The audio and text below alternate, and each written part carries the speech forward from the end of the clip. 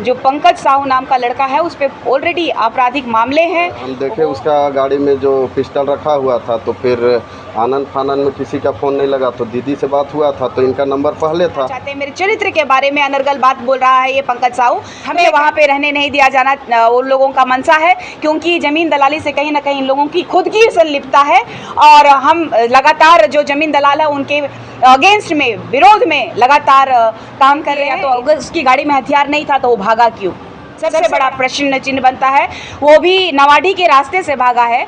इतना ही कहूँगी, बढ़ाई लगा देती है दे व्यापार का, तो कभी बेटी बेचवा कह देता है, तो कभी आम सप्लायर कह देता है, तो फलाना चिलाना ज़मीन दलाल कह देता है और तरह तरह का ये लोग एलिगेशन लगा रहे ताकि अब मेरी जो लड़ाई है वो स्टॉप हो जाए और अपना नाम चमकाने के लिए लोग जो है अपनी गुंडागर्दी चमकाने के लिए, अपनी रंगदारी चमकाने के लिए इन लोगों ने जो प्रकरण किया था यही दिख रहा है। अगर ये लोग सच में सच्चाई में होते तो पीछे से गाड़ी उनकी नहीं भागती। आप पुलिस प्रशासन अच्छे से जांच करे। जोहार, जय धर्मेश, जय चालायो, जय मरांगबुरु, जय सिंगाबोंगा, जय आदिवासी, जय झारखंड, जय सरना सनातन।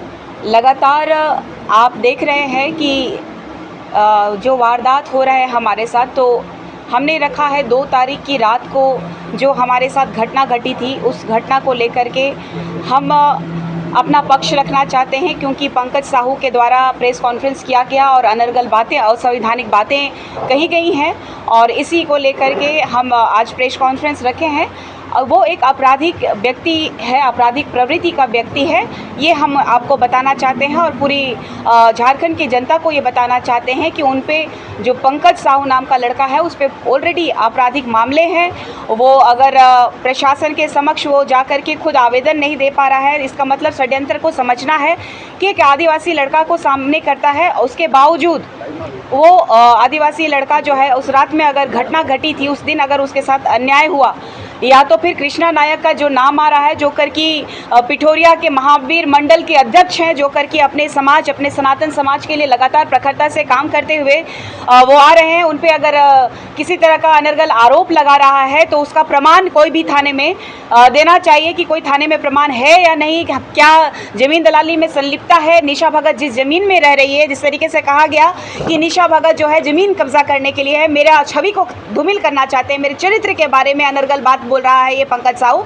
तो मैं कहना चाहती हूँ कि अगर किसी को भी अगर आपत्ति है कि मैं कहाँ रह रही हूँ, तो मैं बताना चाहती हूँ खाता नंबर जो है 174 और प्लॉट नंबर 654, खरीदी रकबा 10 डिसमिल है और इसमें मैं रहती हूँ। अगर किसी के पास में लगता है कि मैं ज़मीन दलाली कर रही हूँ तो इस पे आप जांच कर सकते हैं, प्रमाण मैं आपको दूंगी और प्रमाण के साथ बात करूंगी कि ये जो ज़मीन है इसमें कोई ज़मीन दलाली की बात नहीं है। व्यक्तिगत ये लोग हमें टारगेट कर रहे हैं और हमारे आसपास के जितने भी सगे संबंधी हैं उनको भी टारगेट किया जा रहा है, अनर्गल फंसाने की प्रयास की जा रही है।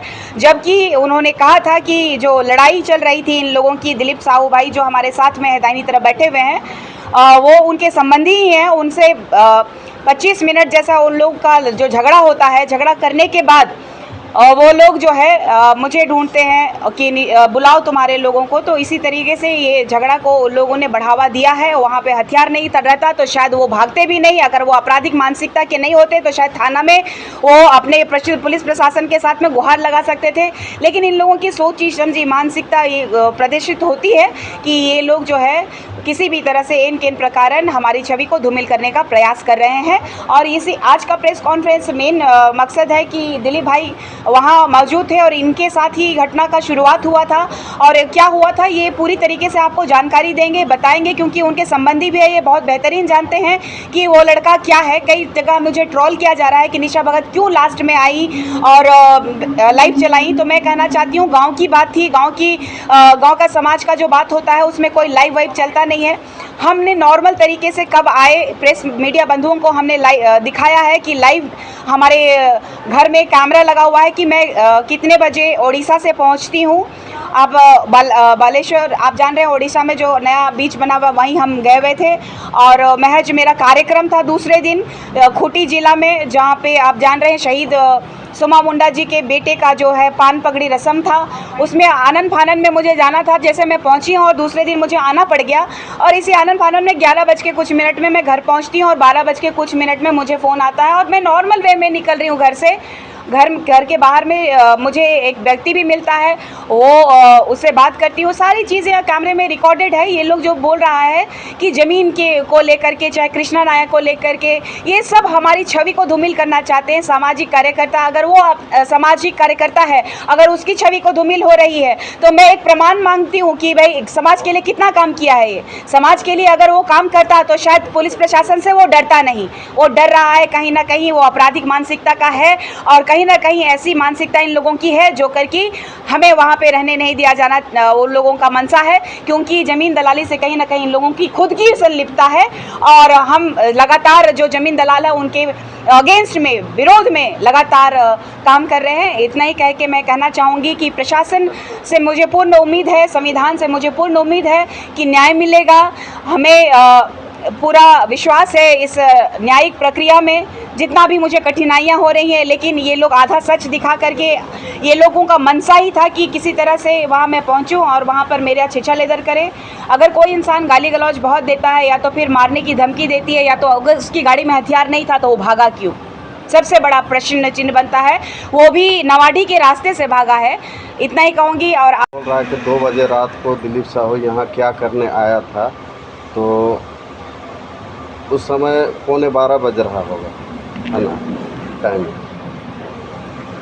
तो वही 12 बजे लगभग जा रहे थे हम लोग आशीष भाई के यहाँ। तो दीदी से बात हुआ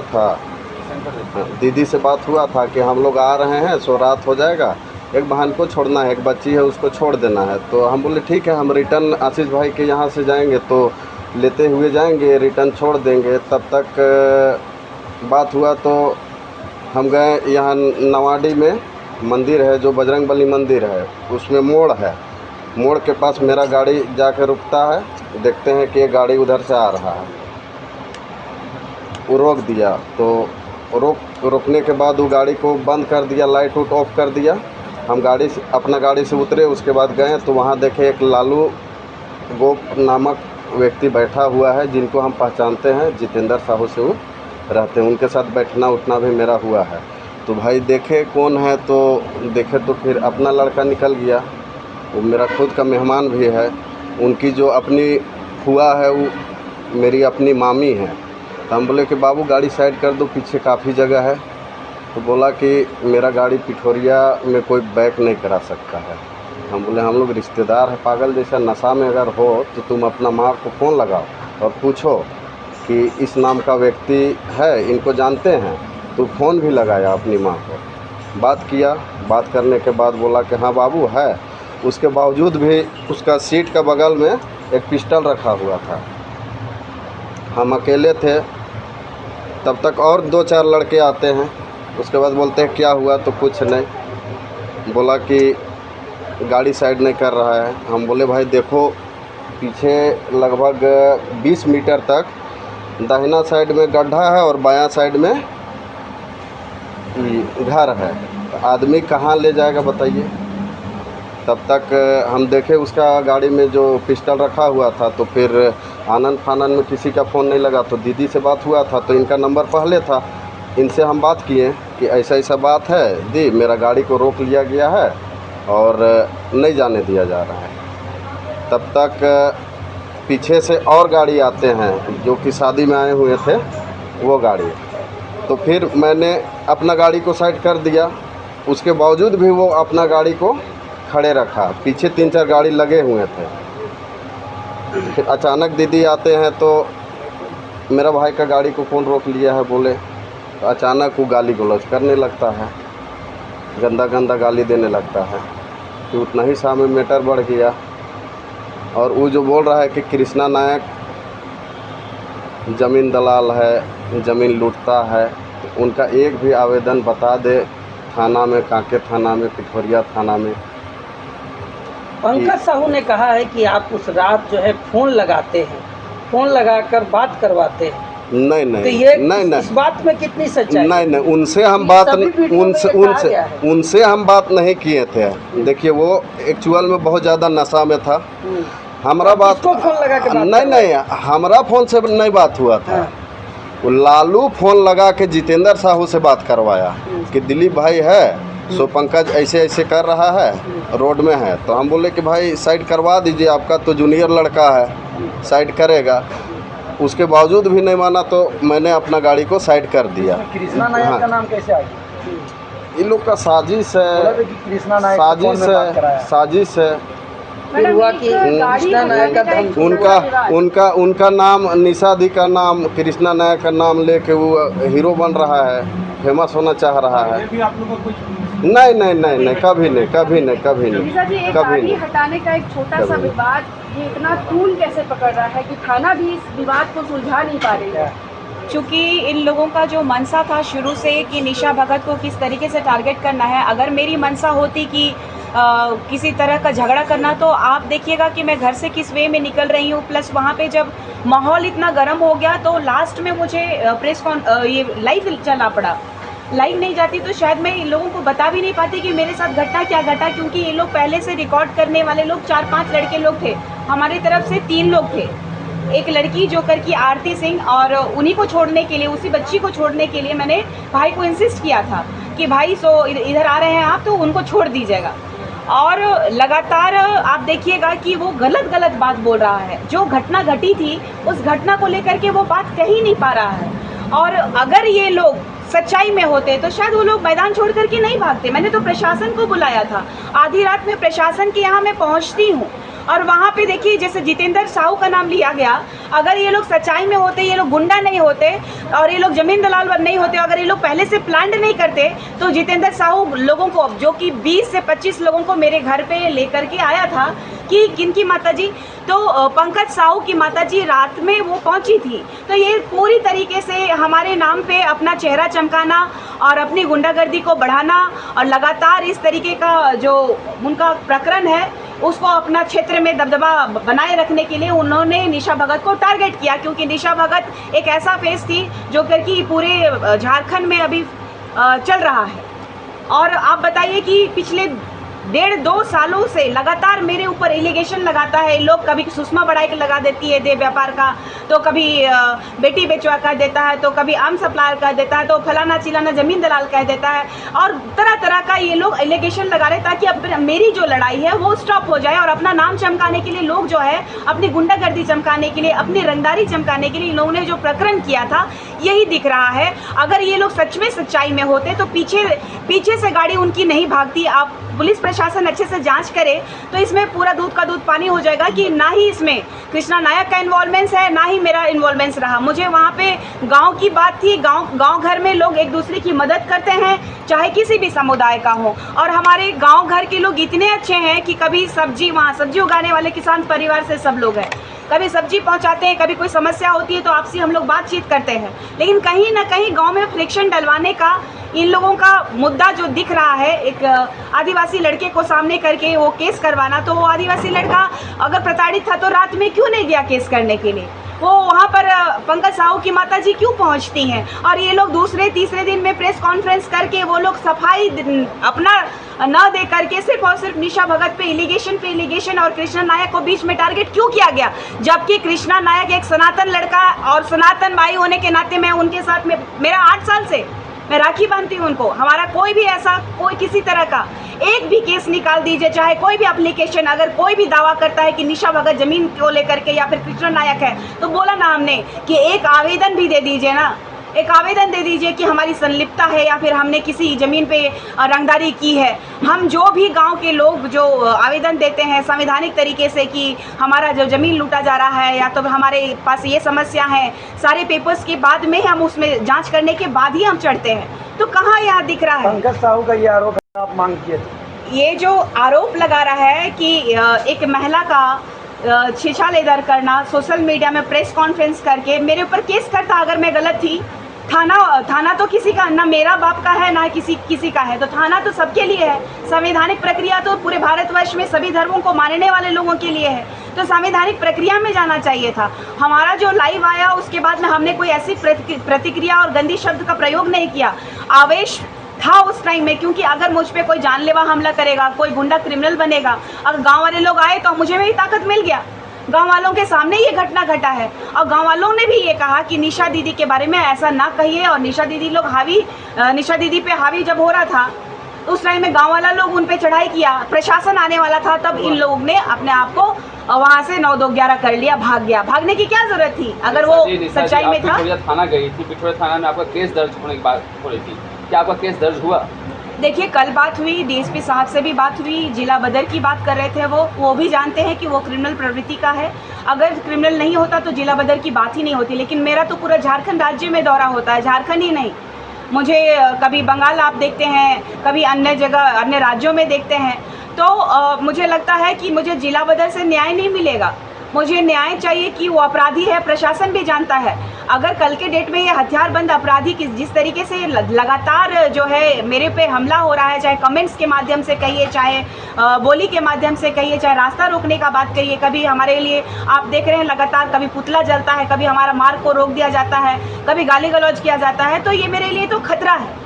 और ये हमारा नाम को भंजाने का ये पंकज साहू और उसके पीछे ज़रूर कोई ना कोई हाथ है, इसीलिए वो इतना उछल रहा है। अदरवाइज़ में मुझे नहीं लगता है कि पंकज इतना कुछ कर सकता, क्योंकि वो ऑलरेडी फरारी में चल रहा है, वो घर में रहता नहीं है। मैडम, जैसा कि आप बोल रहे हैं कि कृष्णा नायक का नाम इसलिए आया क्योंकि वो आपके परिचित थे, तो क्या और भी नाम आगे आएंगे जो आपके परिचित? देखिए, जो लोग अगर मुझे सपोर्ट किए हैं आज तक, आप देखिए सबको, हमारे लोगों को भी तोड़ने का लोगों ने काम किया है और लोग टूटते गए हैं। आप लोगों ने सवाल भी किया था कि आपके साथ लोग क्यों नहीं टिकते हैं। तो क्या है कि सच्चाई के रास्ते पे चलने के लिए, लोगों को संघर्ष करने के लिए लोगों के पास समय भी होना चाहिए और ये जिगरा भी होना चाहिए कि जो सरना और सनातन की जो बात कर रही हूँ मैं, उसमें धर्म की जो लड़ाई है उसमें बहुत बड़ी लड़ाई होती है, छोटी मोटी लड़ाई नहीं है।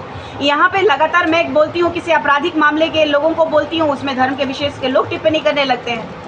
तो ये मामला तो पूरी तरीके से पेचीदा होते जा रहा है। ये तो प्रशासन को सुलझाना चाहिए, सिर्फ और सिर्फ प्रशासन उस झगड़े को ना देखे। झगड़ा क्यों हुआ, क्या प्रकरण था, क्या हुआ कि मैं को वापस से घर घुस चुकी लड़की जो आधी रात में मैं वहाँ पे पहुँचती हूँ। अगर गांव नहीं होता तो मैं निकलती भी नहीं बिना प्रशासन को बोले हुए। लेकिन गांव में कोई भी चाहता है कि परिवार होता है और गांव का प्रवृत्ति हम लोगों का शुरू से रहा है कि एक दूसरे के साथ मेल मिलाप पे रहना। तो इसी ध्येय से, क्योंकि ये जो दिलीप साहू है उनका परिवार के लोग भी कुछ उस गांव में रहते हैं, वो लोग भी सब लोग आते हैं और सब लोग समझाते हैं कि ऐसा नहीं करना है बाबू। लेकिन हम पे ही एलिगेशन लगाता है कि हम नशे में थे। हम 400 किलोमीटर से चला के आ रहे हैं गाड़ी और थके मारे घर पे घुसते हैं झोला लेकर के, उसके बाद में फिर वापस निकल करके फिर आप देखिएगा दूसरे दिन ये लोग, अगर ये लोग सच्चाई में था तो मेरे घर पे ये लोगों को क्यों चढ़ाया, वो भी ऐसे लोगों को जो कि जितेंद्र साहू का कोई धुला हुआ कैरेक्टर तो नहीं है। आपसे बातचीत करने के लिए सभी आए थे, लेकिन आपने 2 घंटा तक उनको इंतजार करवाया, उसके बाद आप सिर्फ 2 व्यक्ति से बात की, एक का नाम था। देखिए, पूरा सीसीटीवी फुटेजेस में आपको दिखेगा कि जब तक प्रशासन नहीं आई, क्योंकि हम जान रहे हैं कि मेरे साथ में ये लोग धमकाने प्रवृत्ति से ही आए हैं, ये गांव वाले लोगों को तो बाद में लेके आए। सबसे पहले जितेंद्र साहू पहुंचता है, उसका फुटेजेस भी है, एक फॉर्च्यूनर कार में पहुंचता है, उनके लड़के पहुंचते हैं, आप देखिएगा बिना नंबर का स्कूटर तक पहुंचता है ताकि कोई वारदात को अंजाम दिया जा सके। लेकिन इन लोगों की मंशा विफल हो जाती है, क्योंकि मैं संवैधानिक प्रक्रिया में चलती हूँ और पेपर पे बात करती हूँ और डंके के चोट में सच्चाई बोलती हूँ।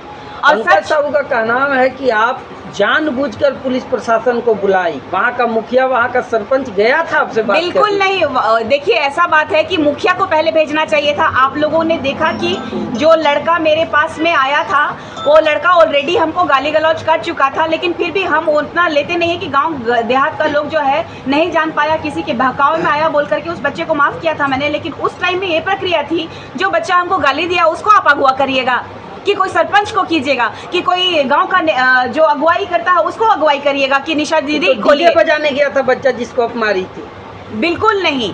ये लोग जो कह रहा है, आप सीसीटीवी में, आप फुटेजेस में आप देख सकते हैं कि जो भी एलिगेशन लगा रहा है ये गलत कह रहा है। अगर वो जिस बच्चे को मैं मारी थी वो बच्चा आया या फिर दूसरी बार कभी दिखाई दिया, वो बार बार बोल रहा था कि जब गाली गलौज हो जाने के बाद में, जब मीडिया अपना सोशल मीडिया में चलाने के लिए उन्होंने फुटेजेस कवर कर लिया, उसके बाद कह रहा है कि दीदी दीदी कह रहे थे, अब हम आपको नहीं कहेंगे। उसके बाद में गंदा गंदा गाली जब देने लगा, जब 1 बार नहीं, 2 बार नहीं, 3 बार नहीं, 10 बार से भी ज़्यादा गाली देने लगेगा तो कौन बर्दाश्त करेगा, वो भी पूरे गांव वालों के सामने, पूरा समाज में। जब आपकी इज्जत होगी तो आपको कोई थप्पड़ मारेगा तो आज के समय में ये जमाना नहीं है कि आप उसको दूसरा थप्पड़ मारने के लिए गाल दे दीजिएगा। तो सच्चाई का पता होना चाहिए। अगर प्रशासन जान रही है कि वो क्रिमिनल है तो क्रिमिनल का सपोर्ट क्यों ही किया जा रहा है, ये प्रशासन से मेरा सवाल है। मैडम आप लगातार ये आरोप लगा रही है कि सामने वाला पक्ष जो है वो पूरा वीडियो फुटेजेस मंगाया जाए जब इससे लड़ रहा था। है, तो अपनी सुरक्षा को लेकर के भी आप चिंतित हैं क्या? बिल्कुल, हमने तो लगातार आवेदन दिया है और सुरक्षा को लेकर के यहाँ के डीजीपी से लेकर के यहाँ के तमाम प्रशासनिक पदाधिकारियों, इनफैक्ट गुमला के उपायुक्त को दिया है हमने। उसके बाद में आप देख लीजिए कि कार्रवाई भी हुई है कि अनुमंडल पदाधिकारी सह दंडाधिकारी का कार्यालय गुमला में दिया गया है आवेदन। सुश्री निशा कुमारी भगत, पिता श्री हंदू भगत, निवासी डीएसपी रोड, बड़ाइक मोहल्ला, गुमला से प्राप्त आवेदन प्रवीण कच्छप उसी समय दिया हुआ है। प्रवीण कच्छप जब ईसाई लोग हम पे जानलेवा हमला की बात किए थे, जान से मारने की धमकी देने एवं सोशल मीडिया पर फोटो द्वारा चरित्र पर कीचड़ उछाड़ने के संबंध में हमने तो कब दिया है, 2025 का ही है, 10वां महीना का है, 11। आप देख लीजिए कि किसको दिया हुआ है, पुलिस अधीक्षक महोदय को दिया हुआ है। आप देख लीजिए कि अनुमंडल पदाधिकारी सह दंडनीय महोदय गुमला को दिया हुआ है। हम गुमला से बिलोंग करते हैं, मेरा वर्तमान का पता यहाँ पिठोरिया का है, लेकिन मैं बेसिकली गुमला से बिलोंग करती हूँ। साथ ही साथ गृह मंत्रालय तक को दिया है मैंने, और यहाँ के एसएसपी साहब को भी हमने बार बार अवगत कराया है कि कुछ भी घटना घट रही है। तो सबसे बड़ी बात है कि न्यायिक प्रक्रिया में संवैधानिक तहत में आने करके पूरा जांच होनी चाहिए। किसने अधिकार दे दिया किसी महिला को अनर्गल बात करना? आप थाना जा सकते थे अगर मैं गलत थी तो, आपको थाना जाना चाहिए था। मेरे बारे में अनर्गल बोलने की क्या आवश्यकता थी? मैं गुंडा क्रिमिनल है तो गुंडा क्रिमिनल बोल रही हूँ क्योंकि आप पे केस है, आपका पिठोरिया थाना में ही केस है। और ये प्रवृत्ति का जो लोग हमको लगातार ये बोल रहा है कि दिखा रहा है लोग, निशा भगत को कैसे पता? तो वो लोग पहले ही लड़ चुका, पहले हथियार दिखा चुका, तो हम बोलेंगे ना कि वो गुंडा है, क्रिमिनल है। और आज भी बोलेंगे क्योंकि मुझे बाद में पता चला कि थाना में भी केस है, वो फरारी में चल रहा है।